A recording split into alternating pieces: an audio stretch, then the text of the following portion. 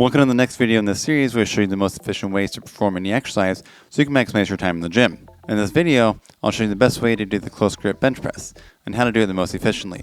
And it may not be what you think. For years I did the close grip bench press with an overhand grip, but little did I know that I was limiting my potential. Instead, use an underhand grip, as this allows for a deeper stretch in the triceps at the bottom position. Now, this may feel weird at first, but it'll feel more natural after the first couple times. I'll show you the best ways to do this reverse grip, as it can be pretty confusing. To start, instead of having your eyes right under the bar, have your upper chest under the bar. When you use an underhand grip to rack off the bar, it'll have a tendency to slide towards your face. If your eyes right underneath the bar, this puts your wrist in a very strange position to rack it from. It might cause an unfortunate accident. We don't want that. Instead, if your upper chest is under the bar, this will give your wrist a much better position to control it. To find out where to place your hands on the bar, straighten your arms to your sides, bend your elbows, and press up to meet the bar. This is where you should place your hands. We have what's called a carrying angle, and it's different for everyone. You may have noticed when you lock your elbows out that your forearms go out to the side a little bit. Some people have a wide carrying angle and some have a narrow one, so it's important to find what works best for you. If you were to grip the bar closer or further, this would create torsional forces at the wrist, elbow, and shoulder joint, since they want to move in your natural carrying angle, but are fixed in the bar, and this could result in some pain. When gripping the bar, your wrist will be in a little bit of extension, placing the bar on the pinky side of your wrist in between your thumb and index finger. Since a reverse grip bench press focuses on your triceps more than your chest, it's okay to arch your back to give a more stable position, as this won't affect the stretch in your triceps. Have your feet wider than hip width, knees bent 90 degrees, and pushing down into the ground to solidify your base to push from. You can also squeeze your glutes for added support. When performing any bench press, it's important that your forearms stay perpendicular to the ground the entire time to press with the most efficiency.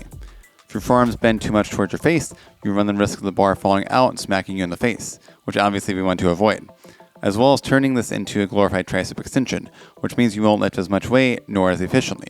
On the flip side, if your forearms bend too much towards your hips throughout the movement, your biceps will work more.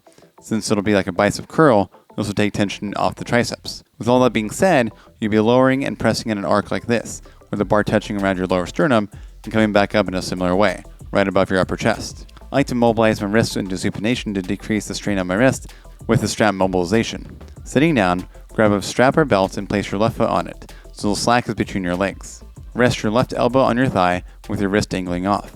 Turn your wrist up and put the strap just below the base of your thumb, at the lower part of your forearm. And pull down with your right hand so your left palm turns up more towards the ceiling, or sky or whatever. Do this about 10 to 20 times, then place the back of your tricep in front of your knee, and do the same thing, but the strap just past your elbow crease. This mobilizes your radius into more supination, making it easier and less strange when gripping the bar underhand. I also like to bend my elbow as I'm doing this to help mobilize the radius at different parts of the range of motion, and obviously do both sides. I like to top off the reverse grip bench press at 3 to 4 sets for 8 to 12 reps. I tried doing heavier weights, but just felt awkward, and that's why I recommend 8 reps as a minimum. You'll find the reverse grip bench press kind of funky at first, but after a couple of times, it'll feel more natural.